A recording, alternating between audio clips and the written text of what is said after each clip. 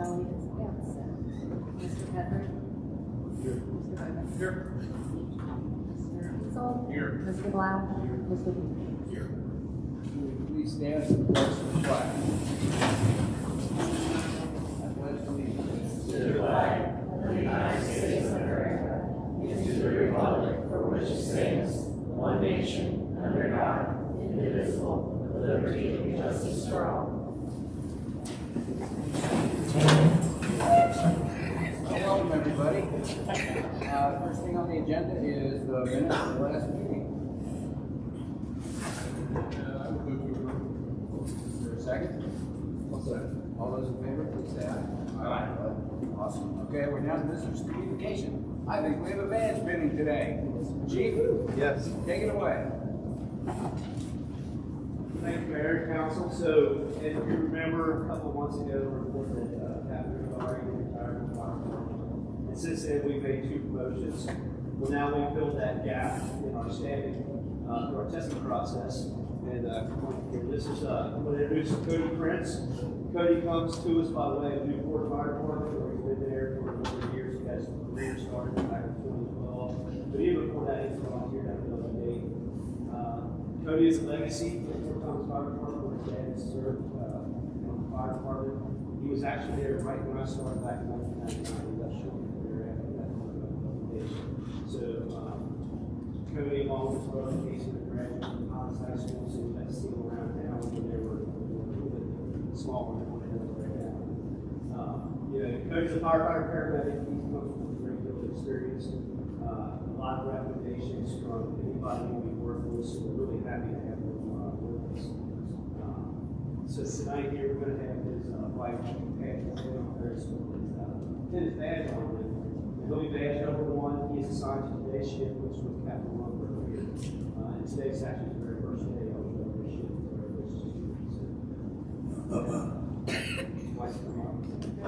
Those business families.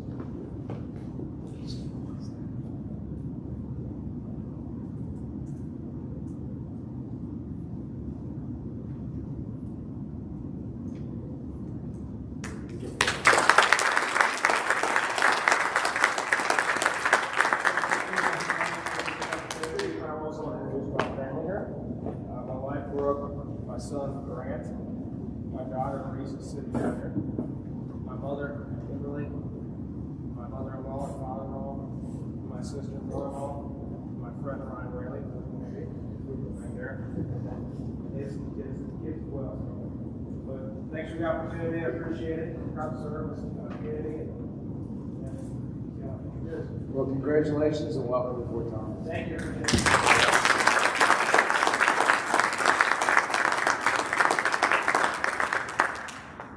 Would anybody else like to address council on any matter? If so, step up to the microphone, state your name and address for the record. And what you have.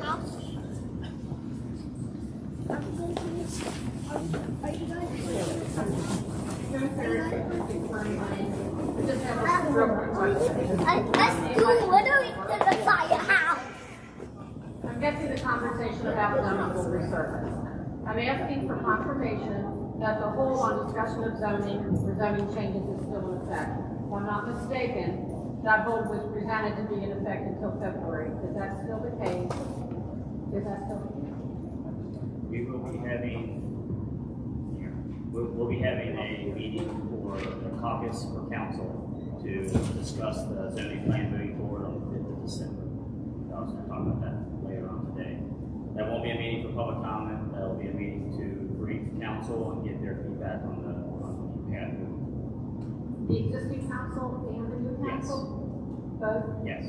And who is doing the briefing? It'll be our city engineer, it'll be our zoning contractor, and then myself and Kevin. Okay, but not the whole board of zoning? No, planning commission will not be here. This will just be to brief council on the plan moving forward, to get their feedback and make any changes necessary before we start implementing that with new council. Okay, I appreciate that clarification. I must have been mistaken. I probably have a little follow-up question. You just said it's not open for public comment. Correct. Understandable. Is the public permitted to attend? Absolutely. Okay. I appreciate it. Thank you. All right. Would anyone else like to address council?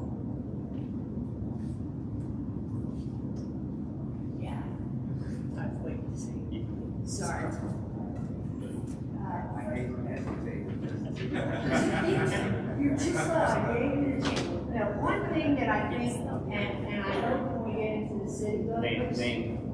Name and address, please, for the record. Oh, I'm sorry, it's Elizabeth Valley Green, 45 Lockers. When did the people get into the city book? Also, Oh, sorry, okay, I won't steal your thunder. You're good. Okay, one thing, I'm hoping, and I don't know if this will be true or not, when we get in there, that we will have a more, boisterous sound system, so that everybody is to go back and watch these videos, and I said, well, go back and watch the video, and they're like, we can't hear. And so, I hope that will be Yes, ma'am. remedied. So, not to beat a dead horse, but I'm gonna beat a dead horse. I'm still stuck in single street. But anyway, so I wanna go back to the deer ordinance and that whole issue. And I guess there are a lot of people who kind of felt that, I won't say it. But my question is, Councilman Beasley, during the September meeting, you specifically said the 1 hour mark, I have data from the state in response to a question from Lisa. So I know you don't have data from the state. So I'm just kind of wondering why we're saying things that aren't accurate and misleading council, the community, with the lack of information that you say you have, that is the reason for bringing up this ordinance to change the hunting time. I didn't say I had data from the state. I said I have data from the PD on accidents. You did say that, And you did. communication with the state. You did say, and I quote, I have data from the state. I listened to it. I watched it, I reviewed it with Tim, with the city attorney. That is not what I said.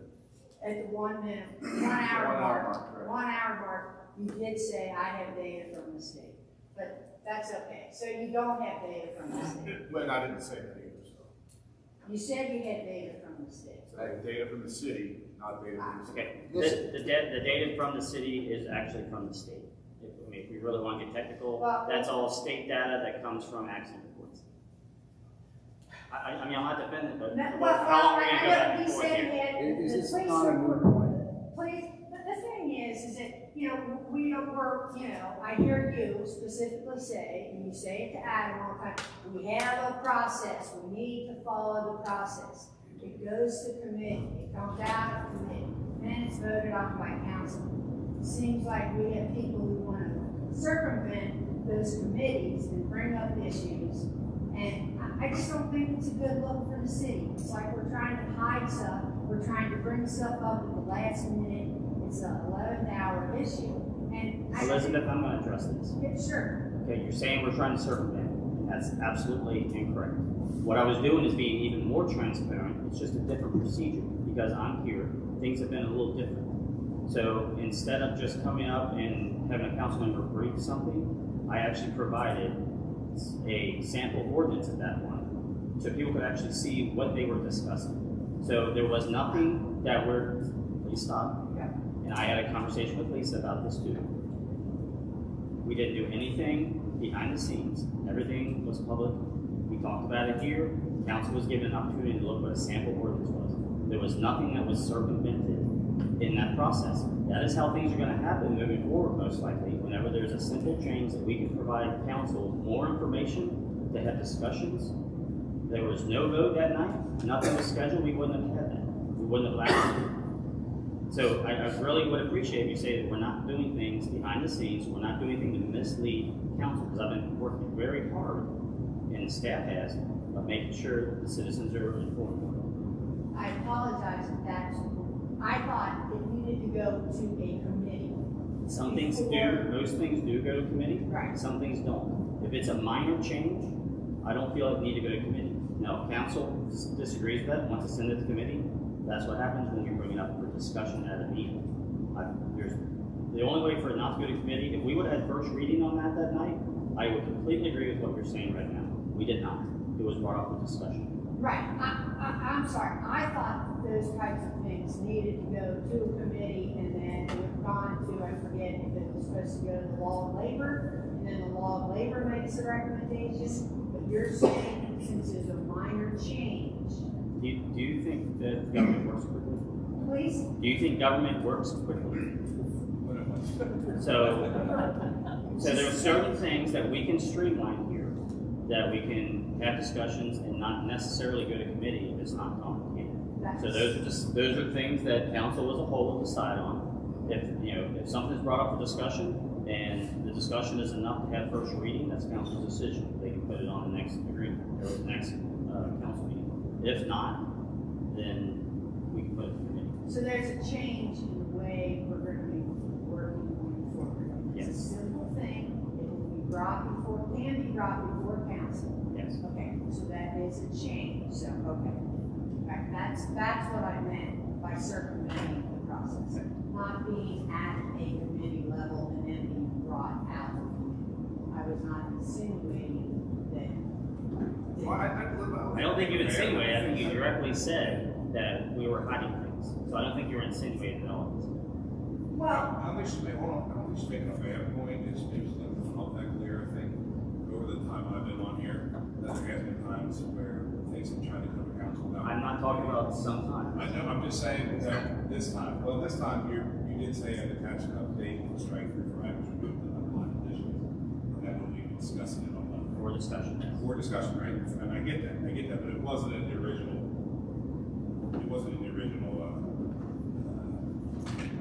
Agenda. So it just looks, it's a bad look, right? And we've unfortunately had to deal with that in the past, a couple of things when it comes up, and I'm not saying I think you were doing a fantastic job of making it crystal clear, you know what I mean? But it seems like during that time, there are times when, it seems like we use whatever avenue is best to get the job done, not consistent. So I'm glad you're here to make it consistent. There is a path we can follow that there's no argument about it. So I think you're doing a fantastic job. I'm glad you know that path. But I would also like to add that something can be simple and major at the same time. That's a simple change, didn't need to be spelled out in an ordinance necessarily. It's simple as all get out. Changing the hours, that's simple, but it's also major, the impact that it would have. So, And it was obvious that Lisa, Ted, and myself even felt that they got aggressive because they felt like it was being forced through, so they just read everything that went through, and they're the ones that never hear read this everything. So obviously, there's miscommunication, but that's I'm glad you're here. yeah, but hey, that's all. Thank you. Would anyone else like to address council? All right, we'll move ahead with the agenda. We're down to reports of officers. Fire department, nothing to report.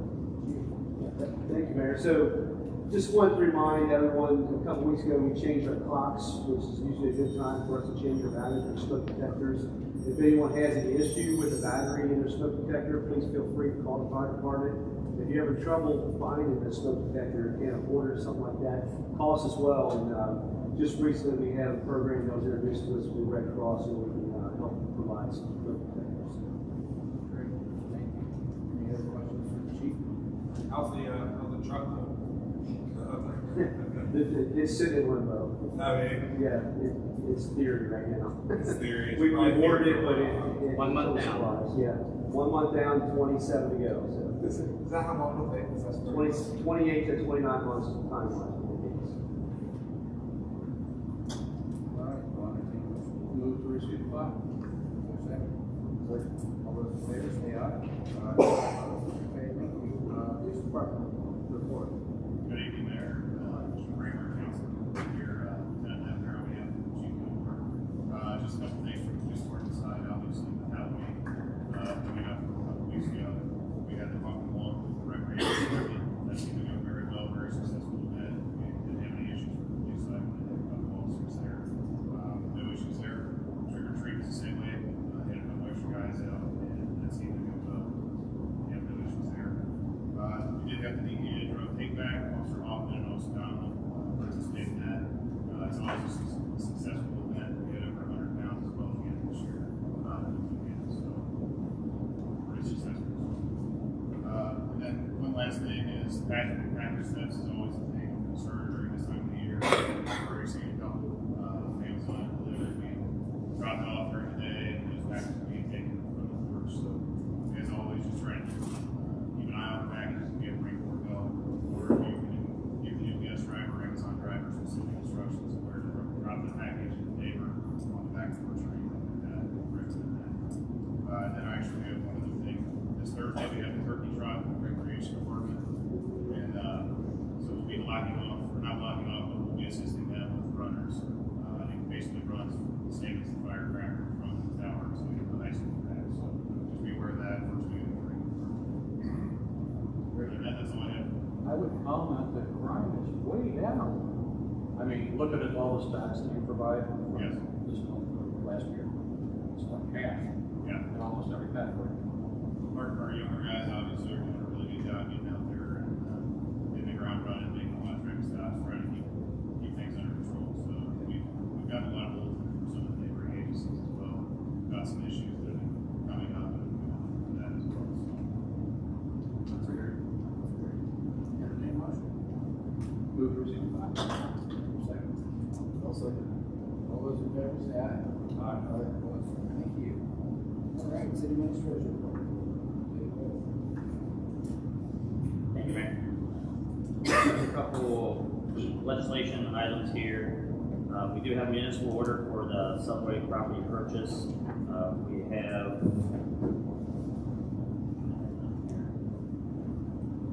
approximately 0.2 acres there that attaches to our parking lot that we are looking to purchase and authorize the mayor to sign the agreement on that and hopefully close by the end of this month.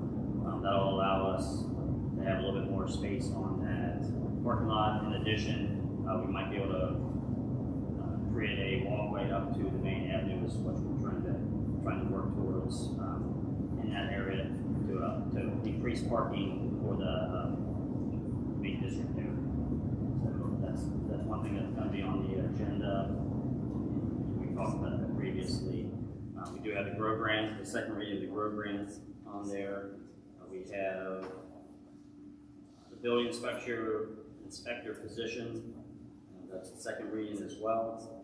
And let's see, we do have like I said in I emailed council previously, we do have a caucus meeting on December 5th at 7 p.m. here in the mess hall. What that will do, as I stated before, we'll be discussing our path moving forward with the zonings and changes that we have made from listening to the citizens, and then solicit some information from current and council-elect that evening as well. And that'll give us some direction to move forward.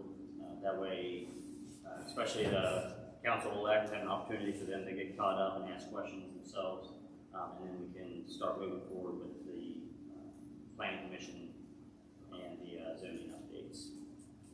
We have welcomed 2 new employees this month. Mark Stewart, who's a building inspector and zoning administrator, who's been working out very well, and of course Cody Prince, who's been working out extremely well as well, also for the fire department.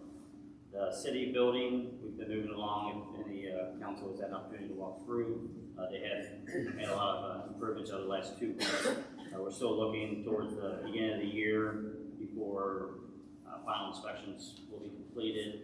That's assuming we get the remaining electrical equipment that we've been waiting on and has not arrived yet. So that's the big holdup. The plan is to have the lobby at least complete for the holiday walk. That way Santa Claus doesn't have to be out in the cold. He's been out all year. And also allow us to show off a little bit of the city building before it's complete. Once it's complete, obviously we'll have an open house to let all the citizens walk through and see the amazing building that we're going to have and work out of, and eventually move out of the armory. We will collect taxes next year at the new city building. I will guarantee that. So that's as good as I can do. I think, if anyone's questions, I think that's all I have. I do have 2 items for later on in the agenda. There's no question. It's related to, I don't know, I was up there. You called this a caucus meeting? Yes. Does that mean that you would have a caucus to be able to vote? Will there be any vote? What's the, I don't know, I guess I don't know the definition of a caucus meeting. Typically, caucus meeting is an opportunity for elected officials or whoever will be aboard, where they're allowed to discuss amongst themselves. It's more for them to talk and make sure that they So understand. It kind of means it was officially called, rather than you just met up at the Well, caucus. no, I mean, anytime you meet up with a quorum, it should be a public meeting. So, all caucuses are public meetings. The only difference is there won't be any citizen feedback. It's more for the elected officials to talk amongst themselves and really dig into the work. And no motions or, No motions and no voting. thank you, that's it. Same thing to do with the school board / council meeting. Yeah, we don't have them that often, and I think they're on our ordinance to have them the first Monday.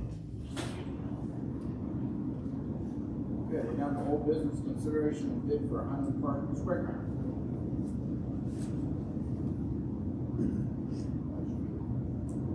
Sorry, That's quite all right. So we received the bids that we discussed the other month for the spray ground. The bids came in for the spray park itself for $527,000. It was a little more. We had talked about 500, but it was a little higher than that, of course. There's about 130,000 worth of sewer work that we are going to be needing in that area. That's something that SD1 is requiring us to do. We've been putting off for a few years for various reasons, but it's time to also get that. Additionally, during this bid process, Swim Club, whose property is adjacent to that, has been discussing expanding their facility, which might involve some of our adjacent property there.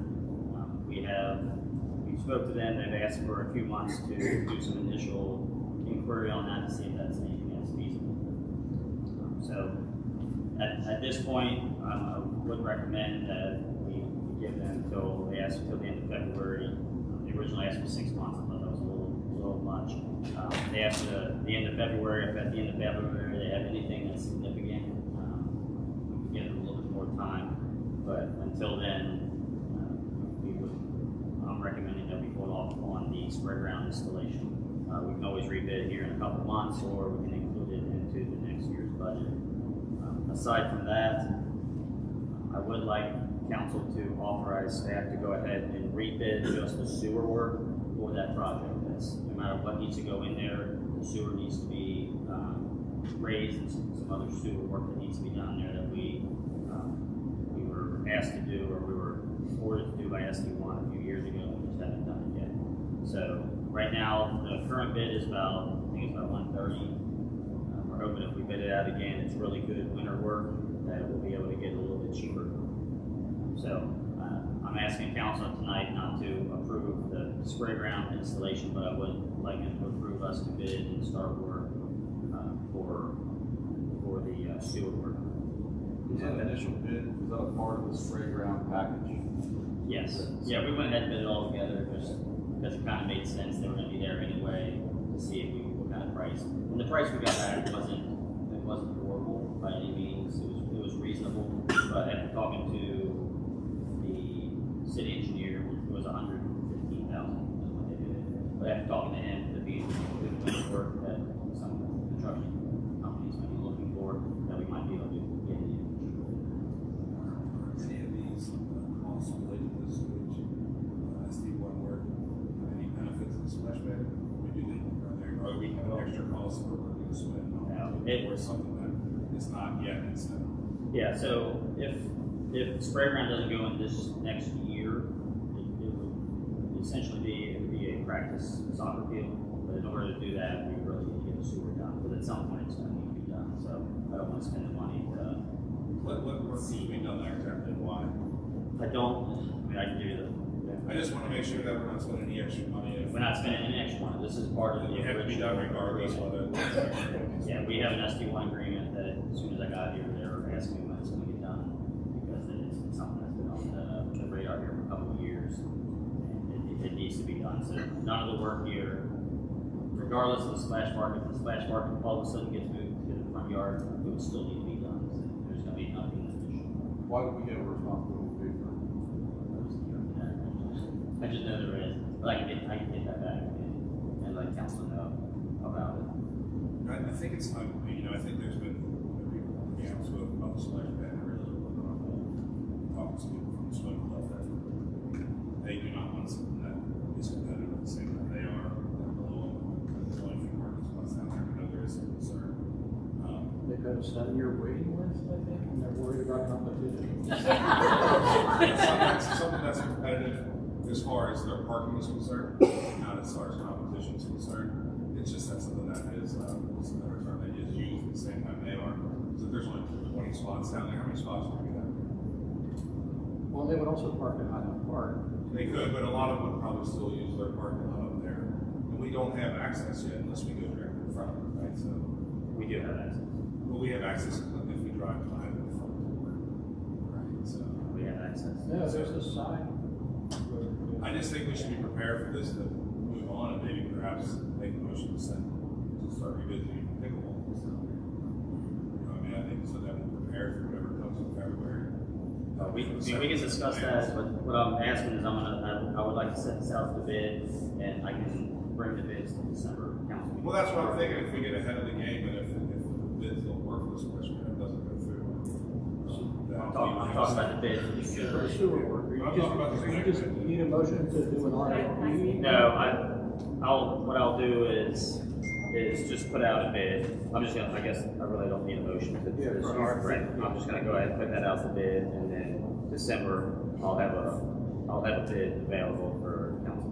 So sewer work needs to be done regardless of anything. Yeah, nothing to say, we should be prepared. Correct. So no action tonight. No, I don't need any action. I cannot wait. I would love to approach just speak on the splash pad. My name is Leela Wendell. I am a resident of Highlands. I am currently the president of the Fort Thomas Moss Club. We have about 80 members, but 70% of our members are from Fort Thomas. So the swim club isn't an option for them. Like they'll never go on that waiting list. Like they'll never get in. So we are currently going all over the city for water features for our kids. When we do that, we are going to restaurants that are near their splash pads. We're going to go to their coffee shops. So I think that a splash pad in Highland Park would be beneficial for the whole entire city. I don't even see how they are on competition, like not the same thing at all to me. I want to see a splash pad in Fort Thomas, and I will be up here speaking every single time. And I've got some people who are willing to speak too. So if you could just, we just want the city to know, like we want this. There's a huge group of people who do.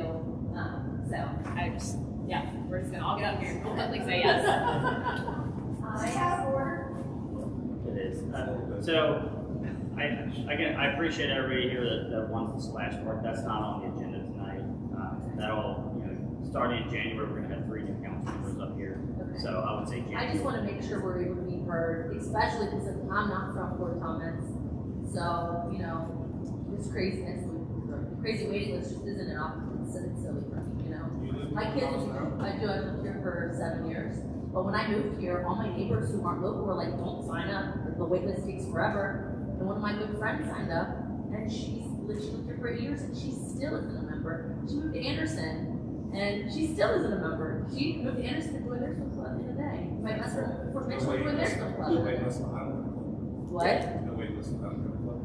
I mean, there isn't. So what I'd like to do is, if you guys could just pay attention to the agenda, January through March would be the time frame that we'll bring this up. Especially at the end of February is when the swim club was on. I mean, we just don't want the swim club to keep pushing off the opportunity. That's why they asked for 6 months, and I'm only giving them 3 months. Appreciate it. So Thank you. Voice is heard. Thank you. Thank you. So just summarize for council. Staff is going to go ahead and send out an RFP for the sewer work. I will provide, by next week, I'll give council the background on the sewer apply, because I don't have that readily available. And then I'll plan to have a bid available for the December council meeting to approve your. Any questions on that? All right. Down to new business, consideration of financial software. So this is kind of new old business, I guess. One of the things that we talk, especially with the finance committees, and since I've been here, and Joe's talked about it previously, is updating our financial software that allows us to do the audits a lot better and allows the rest of the city to really track expenses and revenue for that matter. So Joe, in the last couple of months, has been doing research around North Kentucky, around the state, with different vendors, and has came upon Springbrook as the vendor of choice. We did have an estimate from them. The initial cost was about $34,000 for the startup, and $12,500 would be the annual cost, not monthly. The annual cost. The startup fee is a lot of money, but they will be putting all of our data in from past years. They'll be setting up all the line items, the entire budget for this year, in addition to getting it ready for next year, and it'll be training for all staff to utilize it. This software will not just be utilized by Joe, it'll be utilized by Joe, myself, and all department heads, and any employee that has a budget to themselves. And what that software will do, for me, it'll allow me to see what the budget looks like without having to ask Joe, which is good, one, for Joe's time, but also just to ensure that I'm tracking everything and not just relying on Joe to tell me the numbers, right? Just for checks and balances on that. Additionally, it's going to let the departments know what their budget is and how much is left. That's one of the things for Chief, when he wants to spend money halfway through the year, he's got to go to Joe just to verify that there is enough money, because he thinks there's enough money, but sometimes expenses can get put in different areas. Now it's a way for Chief to know that what expense he just applied for and purchased is actually coming out of the right budget line, and he knows how much money's left. So this software is very important. It's very important, I think, for us moving forward as a city. We're large enough that we definitely need a good system to handle our budget. This system is the same that all the other large cities in North Kentucky are using. It's a system I'm actually familiar with as well, and we're really excited to get it moving forward. So with that, I would ask council, my ask tonight would be council to approve us to move forward with that expense now and not wait until the next budget year. Matt, I have one question. I would note that there's some contractual protection in this agreement that you entered into with this company about the annual increases. I mean, you start out at 12.5 and then you're married to their system, and so are they going to come back in 5 years and say now it's 25,000? Yeah, there is an increment. I think they already have established an increment that it can't exceed a certain amount. I think it's 5 or 7%. Annually? That's going to pile up. But it does. It does. But ours, with over $15 million budget, we need a good system. We can't use QuickBooks. I realize that. I just hope that the subscription fee doesn't get out of hand. Everything's going to cloud-based these days, it's terrible. Just as much as beach, you're going to pay $400 for another $200 a month.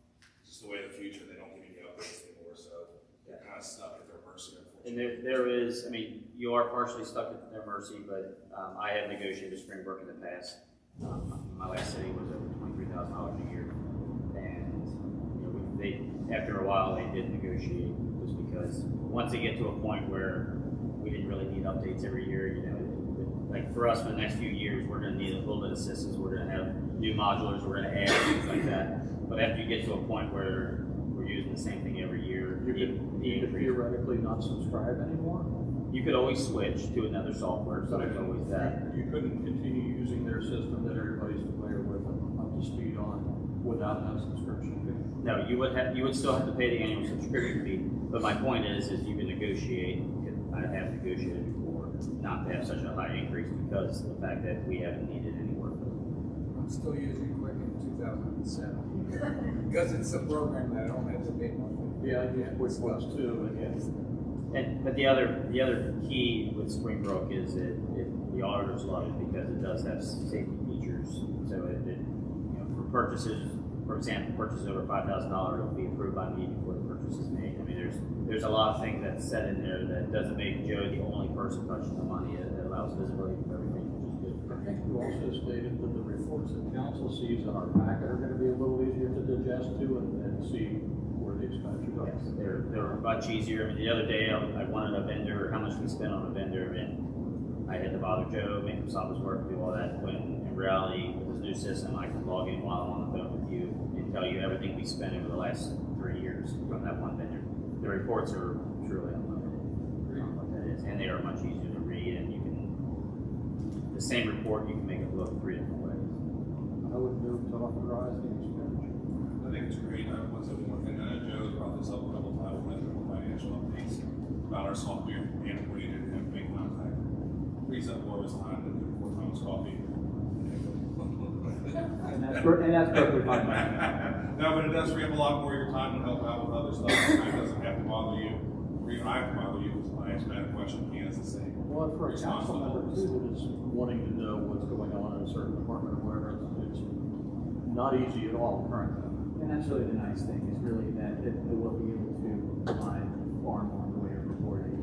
That's really an auditor, really an auditor thing as well. They would like more reporting as opposed to less. And while we can create a lot of those reports currently, they are, I'll say indecipherable is a nice way to put it.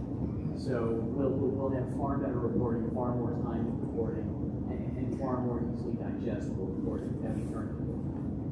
I move it. Second, I'll second. Okay, good. Are you entering historical information or is it just going to be? A lot of that historic information is going to be brought in. We're going to have to, I mean, obviously we're required by state law to have a certain amount of information. So there may be some information that we have to create. And effectively, I hate to say permanent record. There may be some things we have to add to the permanent records, year-end reporting and things like that. But in all actuality, the amount that we access anything older than 5 years at this point, it just simply doesn't happen. Rogers, your question, is it going to rearrange the numbers to categorize them historically for 5 years? Is that? Well, you want it, so, you're going to use the same format. So, rather than just enter this year's budget going forward, that's my question. Are we also going to enter prior years? I think the information. So I don't think we'll have any issues with reporting. We're reporting anything with prior years.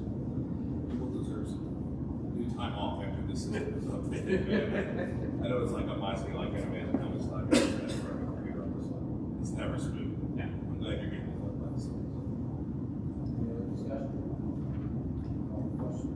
All those in favor, call this. Send it on. Needs to be rolled. We need a roll call vote, please. Mr. Henry. Aye. Mr. Brown. Aye. Mr. Beasley. Aye. Mr. Black. Aye. Mr. Beaver. Awesome. Good. Thank you. We are down to finance committee report on disbursements. Disbursements on September 13th, November 17th, 2022. General fund, $310,319.06. Public Works, KDOT fund, $15,665.30. CBD revitalization, $714,712.80. Waste fees, $103,175.56. Police Department Chief Fund, $1,563.07. Total, $1,145,435.79. We, the undersigned members of the Finance Committee, recommend that warrants number 12013 through 12168 be approved and the treasurer be authorized to issue checks for repayment. Mr. Henry, chairperson, Mr. Beazle, clerk. Move to concur. Is there a second? Roll call vote, please.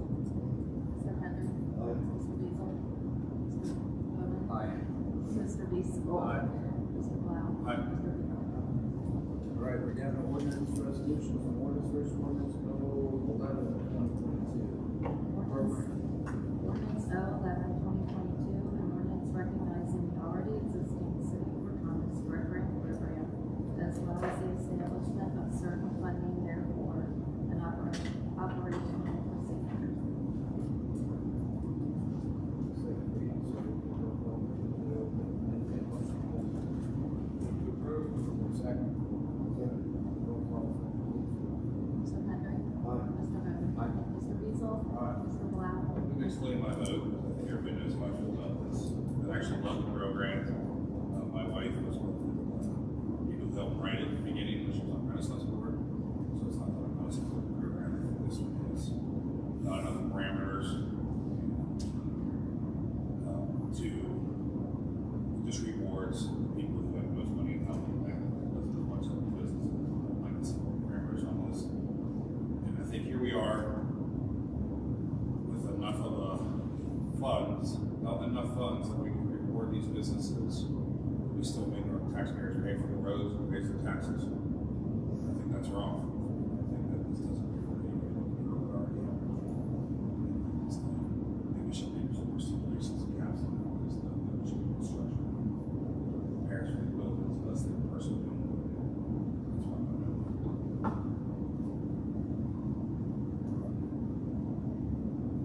Roger, we are. Just to additional information, just been said, it's through the program, achieve the goals that the program is intended to achieve. Can't solve all problems with one ordinance or one program. So, and a lot of kudos to staff, how they've been doing this program. And it's not to continue to achieve and to the goals already achieved. Okay, ordinance 12. Ordinance number 012/2022, an ordinance establishing the position of building inspector, zoning administrator, along with the compensation for such position. Get a motion. Is there a second? Okay, roll call vote, please. Mr. Henry. Aye. Mr. Bennett. Aye. Mr. Beazle. Aye. Mr. Blau. Aye. Mr. Beamer. All right, now municipal order MO 22. Municipal order MA 2222, a municipal order authorizing the mayor to execute a contract with Freon Capital LLC to purchase a portion of the lot located at 10 North Thomas Avenue, Fort Thomas, Kentucky. Move. Second. Mr.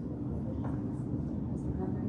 Aye. Mr. Bennett. Aye. Mr. Beazle. Aye. Mr. Blau. Aye. Mr. Beamer. All right, executive order EO 17. Executive order EO 17/2022, an executive order providing for and appointing Mark Stewart as the building inspector, zoning administrator for the city of Fort Thomas, Campbell County, Kentucky, and fixing his compensation. All right, no action required on that. Executive order EO 18. Executive order EO 18/2022, an executive order appointing Cody Prince as a probationary firefighter paramedic grade 3B for the city of Fort Thomas, Campbell County, Kentucky, Fire Department, and fixing his compensation for the fiscal year. All right, one more, EO 19. Executive order EO 19/2022, an executive order naming the outdoor basketball courts and Tower Park Coach Kenny Shields basketball courts. All right, if there's nothing else to report, council, we are adjourned. I entertain motion for adjournment. Move for adjournment. Is there a second? Second. All those in favor say aye. We are adjourned. Thank you all very much. Hey, you guys are Yes.